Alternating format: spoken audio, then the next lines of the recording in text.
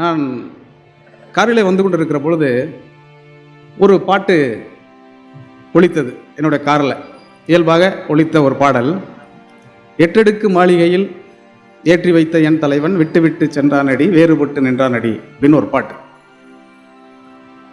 அந்த பாட்டை கேட்ட உடனே எனக்கு ஒரு பழைய சம்பவம் ஞாபகத்துக்கு வந்தது. இந்த பாடலை பாதகாணிக்கை என்கிற படத்திற்கு கண்ணதாசன் அவர்கள் எழுதுகிற போது அந்த படத்தினுடைய இயக்குனர் கே சங்கர், எட்டடுக்கு மாளிகை என்று கவிஞர் எழுதுகிறாரே, இதற்கு என்ன அர்த்தம் என்று அவர் கேட்க தயங்கி இருக்கிறார். கேட்கல. பாடல் வெளிவந்து மிகப்பெரிய வெற்றி அடைந்து விட்டது. வெற்றி விழா கூட்டத்தில், அந்த கூட்டத்திலேயாவது கேட்டுவிட வேண்டும் என்பதற்காக மேடையிலேயே அவர் கேட்கிறார், எட்டடுக்கு மாளிகை என்று நீங்கள் இந்த பாட்டில் எழுதியிருக்கிறீங்க, அந்த கதாநாயகனுக்கு எட்டடுக்கு மாளிகை எல்லாம் இல்லை, கதைப்படி வசதியானவர் தான் என்றாலும் கூட எட்டடுக்கு மாளிகை எல்லாம் இல்லையே, நீங்கள் எட்டடுக்கு மாளிகை என்று எழுதிவிட்டீர்களே என்று கேட்ட உடனே கண்ணதாசன் அவர்கள் சொன்னாராம், இந்ததற்கெல்லாம் விளக்கம் நான் சொல்ல வேண்டியதில்லை, என்னுடைய உதவியாளரான பஞ்சு அருணாசலமே சொல்லிவிடுவார்னு சொல்லியிருக்கிறார். உடனே பஞ்சு அருணாசலம் என்ன பதில் சொல்லிட்டாருன்னா, எப்படியோ பாட்டு கிட்ட ஆயிடுச்சா இல்லையா, அதுக்கப்புறம் இதுக்கு இதெல்லாம் கேட்டுக்கிட்டு இருக்கீங்கன்னு சொல்லிட்டாரு. இதுலேருந்து என்ன தெரியுதுன்னா, பஞ்சு அருணாசலத்துக்கு அதுக்கு விளக்கம் தெரியலன்னு தெரிஞ்சு போச்சு. அதற்கு பிறகு கண்ணதாசன் அவர்கள் அதற்கு விளக்கம் கொடுத்திருக்கார். என்ன விளக்கம் கொடுத்தாருன்னா, எட்டடுக்கு மாளிகைனா என்சான் உடம்பு, என்சான் உடம்பில் எட்டடுக்கு மாளிகை என்பது தலை. இந்த தலைமையில் வைத்திருந்த என்னுடைய தலைவன் விட்டுட்டு போயிட்டானே, மனைவியை தலைமையில் வச்சு கொண்டாடுறான்னு சொல்லுவாங்க இல்லையா, அது மாதிரி தலைமையில் வைத்து கொண்டாடிய என்னுடைய தலைவன் என்னை விட்டு விட்டு போனான் அப்படிங்கிறது தான் எட்டடுக்கு மாளிகையில் ஏற்றி வைத்த என் தலைவன் விட்டு விட்டு போனான் அடி வேறுபட்டு நின்றான் அடி அப்படின்னு நான் எழுதினேன்னு அவர் சொல்லியிருக்கிறார். இந்த 8 அடுக்கு என்பது, என்சான் உடம்பு என்பது அவர் எங்கிருந்து பெற்றிருக்கக்கூடும் அப்படிங்கிற ஒரு ஆர்வம் இருக்கும் இல்லையா நமக்கு. இயல்பாக ஒரு வார்த்தையை சேர்த்து ஒரு பாடலில், திரைப்பாடலில் எழுதுவது என்பது கற்பனையாக, ஓமையாக, உருவகமாக ஒருவருக்கு தோன்றக்கூடும் என்றாலும் கூட கண்ணதாசன் அப்படியெல்லாம் சாதாரணமாக ஒரு வரியை பயன்படுத்தி விட மாட்டார் என்று நம்புகிறவர்களில் நான் முதன்மையானவன். எங்கேருந்து இவர் எடுத்துகிட்டு போகிறாருன்னு சொல்லிட்டு சுற்றி சுற்றி இலக்கியங்களை எல்லாம் பார்க்கிற பொழுது அழுகுனி சித்தருடைய ஒரு பாடல், அந்த பாடல் என்ன சொல்லுதுன்னா, அந்த பாடலை நீங்கள் கேட்டிருக்கக்கூடும். அழுகுனி சித்தரை பற்றி முதல்ல சொல்லிடுறேன். நிறைய நாட்டுப்புற சந்தங்களில் அமைந்த தாளிசை பாடல்களை எழுதினவர் அழுகுனி சித்தர்.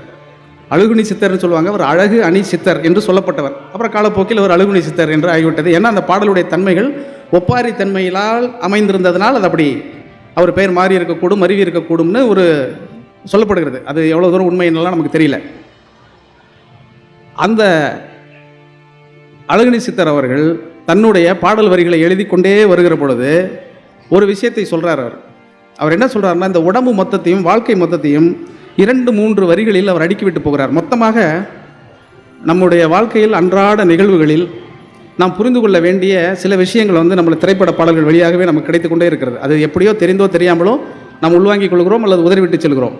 ஆனால் உள்வாங்கிக் கொள்ளக்கூடிய அந்த செய்தியிலிருந்து, ஒரு வார்த்தையிலிருந்து, ஒரு பொருளிலிருந்து, ஒரு வரியிலிருந்து, ஒரு சொற்றொடரிலிருந்து ஏராளமான இலக்கியங்களை பின்தொடர்ந்து செல்ல முடியும் என்பதற்கு அழுகுனி சித்தருடைய அந்த பாட்டு ரொம்ப முக்கியமானது. அந்த பாட்டை நான் சொல்கிறேன். என்சான் உடம்படியோ 7-2 வாசலடி, என்சான் உடம்படியோ 7-2 வாசலடி, பஞ்சாயக்காரர் ஐவர் பட்டணமும் தான் 2, அஞ்சாமல் பேசுகின்றாய் ஆக்கினைக்கு தான் பயந்து நெஞ்சார நில்லாமல் என் கண்ணம்மா நிலை கடந்து வாடுறேண்டி அப்படின்னு அவர் சொல்கிறார். இந்த என்சான் உடம்படியோ 7-2 வாசலடி அப்படின்னா உங்களுடைய கை அளவில் உங்கள் உடம்பை அளந்தீர்கள் என்றால் அது 8 ஜான் வரும். என் கையால் உங்கள் உடம்பை அளக்கக்கூடாது, உங்கள் கையால் என் உடம்பை அளக்கக்கூடாது, என் கையால் என் விரலால் நான் என் ஜான் இருப்பேன். அப்படின்னா ஒவ்வொரு மனிதனும் என் ஜான் தான் இருப்பான் அப்படிங்கிறது இருக்கு இல்லையா. அது எவ்வளவு குள்ளமாக இருந்தாலும் அவர் கை விரலை வைத்து நீங்கள் அளந்தால் என் ஜான் தான் இருக்கும். இது எவ்வளவு பெரிய ஒரு அறிவியல் அதற்குள்ளே பொதிஞ்சிருக்குன்னு நீங்கள் பாருங்கள். இந்த பொதிந்திருக்கக்கூடிய இந்த அறிவியலை என்ஜான் உடம்படியோ 7-2 வாசலடி, பஞ்சாயக்காரர் ஐவர் பட்டினமும் தான் 2 அப்படின்னா, பஞ்சாயக்காரர் ஐவர்னா ஐம்புலன்கள்.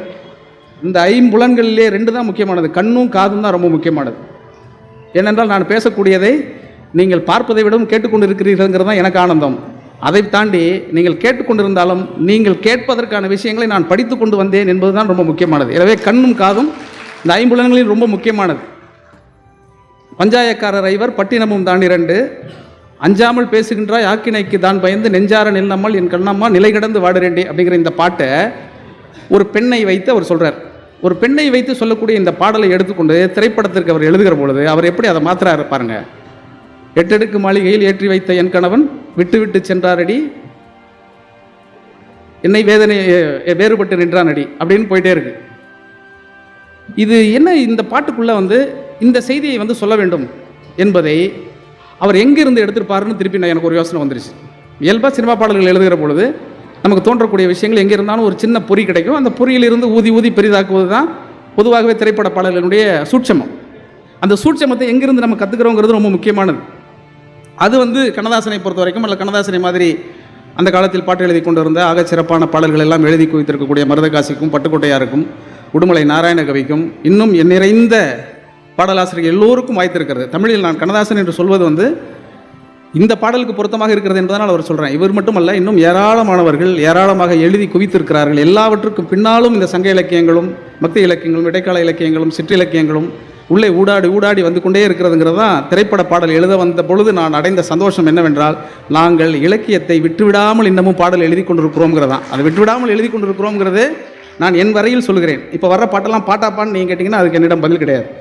அது உங்கள் பாடு, ஏன் பாடு கிடையாது. அது அந்த பாட்டில் அவர் அடுத்து சொல்லிட்டே போகிறார். அது அடுக்கி கொண்டு வருவது கண்ணதாசனுடைய மிக சிறப்பான ஒரு பேர் ஆற்றல் அப்படின்னு நான் பார்ப்பேன். ஒரு சுச்சுவேஷன் சொன்ன பிறகு அந்த சுச்சுவேஷனுக்குள்ளே என்னென்னலாம் வரலான்னு ஒரு சின்ன ஒரு விளையாட்டு விளையாடி காட்டிடுவார். அந்த விளையாடி காட்டுறதுக்கு முன்னால் ஒரு விஷயத்தை நான் சொல்கிறேன். இந்த பாட்டை பற்றி திருவள்ளூர்னு சொன்னதுக்கு பிறகு எனக்கு டக்குன்னு திருவள்ளூர் அப்படின்னு சொன்னாலே திருவள்ளுவர் தான் எனக்கு ஞாபகத்துக்கு வருவார். இந்த பாட்டை பற்றி திருவள்ளுவர் ஒரு அற்புதமான ஒரு குறளை சொல்லியிருக்கிறார். பண்ணெண்ணாம் பாடற்கு எய்பு இன்றேல், பண்ணெண்ணாம் பாடற்கு எய்பு இன்றேல், கண்ணெண்ணாம் கண்ணோட்டம் இல்லாத கண். கண்ணோட்டம் எல்லாருக்கும் கண் இருக்குது, ஆனால் கண்ணோட்டம் இருக்காங்கிறது ரொம்ப முக்கியம். கண்ணோட்டம்னா வேற ஒன்றும் இல்லை, அன்பும் இரக்கமும் உங்கள் கண்ணில் வெளிப்பட வேண்டும். அன்பும் இரக்கமும் இல்லாமல் நீங்கள் ஒன்றை பார்த்தால் அந்த கண்ணே கிடையாது, அதை நீங்கள் பார்ப்பதற்கு கண்ணோட்டம் என்கிற பெயரும் கிடையாது. அது மாதிரி பாட்டு என்பது ராகத்தோடு இணைய வேண்டும், இசையோடு சேர வேண்டும். அது இசையோடு சேர இயல்புங்கிறது இப்போ வந்தான் தந்தான் அப்படின்னு நம்ம சொல்கிறோம் இல்லையா, அந்த வந்தான் தந்தான்னு சொல்கிறதுக்கு எப்படி கடைசி வார்த்தை ஒரே ஓசையில் முடியுது, அதை தான் இயல்புன்னு சொல்லுவோம் இலக்கணத்தில். ஒரு பாட்டுக்கு ரொம்ப முக்கியமானது அந்த இயல்பு. நீங்கள் எந்த பாட்டு சினிமா பாட்டை கேட்டாலும் அது கடைசியில் அந்த இயல்போடு ஒற்றி ஒற்றி வரும். அது அந்த இயல்போடு ஒட்டி கேட்குற பொழுது தான் நமக்கு இப்போ ஒரு தாலாட்டு பாடுறாங்க அம்மா அப்படின்னா ஆறாரோ ஆறிராரோ அப்படின்னு அடித்தா திருப்பி ரா ரா ரான்னு வந்துகிட்டே இருக்கும். அது ஏன் வருதுன்னா, அப்படி கேட்கும் பொழுது தான் உங்கள் மனதிற்குள்ளது மன்னனமாகும். அப்படி சொல்லுகிற பொழுது அந்த பாடலுக்குள் ஒரு சின்ன ரிதமும் ஒரு ராகமும் ஒரு லயமும் இருக்கிறது. அந்த லயத்தை பற்றி கொண்டு எழுதுவது தான் ரொம்ப முக்கியமானது. அப்படி கண்ணதாசன் இந்த பாட்டில் எழுதுகிற பொழுது, 8 அடுக்கு மாளிகையில் ஏற்றி வைத்த என் கணவன் விட்டு விட்டு சென்றானடி வேறுபட்டு நின்றானடி. சரி, ரைட்டு.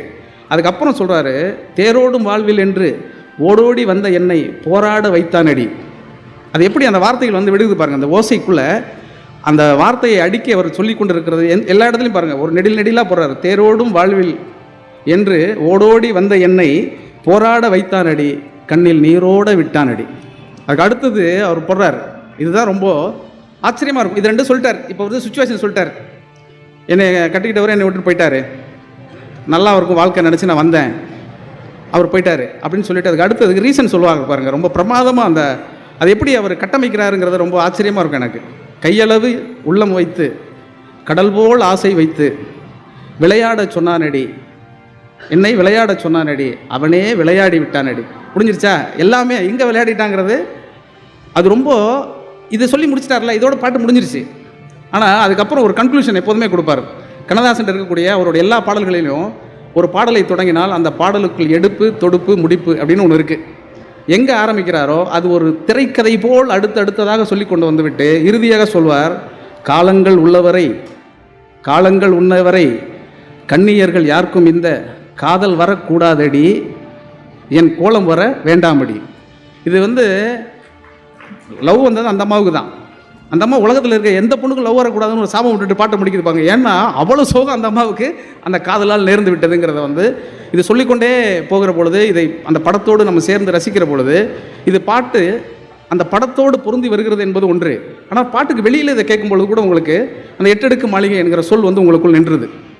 அந்த 8 அடுக்கு மாளிகை என்பது ஒரு தொடர்ச்சி அதற்குள்ளே இருக்கிறது. எப்படி அழுகுணை சித்தருடைய அந்த முதல் வரி, என்சான் உடம்படியோ 7 வாசலடி பஞ்சாயக்காரர் ஐவர் பட்டினமும் தான் 2ங்கிற அந்த சொற்கள் அத்தனையுமே சொல்லி கொண்டு வாழ்க்கையினுடைய நிலையாமையை அவர் சொல்லிவிட்டு போகிற அழகு இருக்குல்ல, இது ரொம்ப வியப்புக்குரியதாக இருக்கும். இந்த மாதிரி ஒவ்வொரு பாட்டும் சொல்லிக்கிட்டே இருக்கலாம், அப்படி கொட்டி கிடக்குது.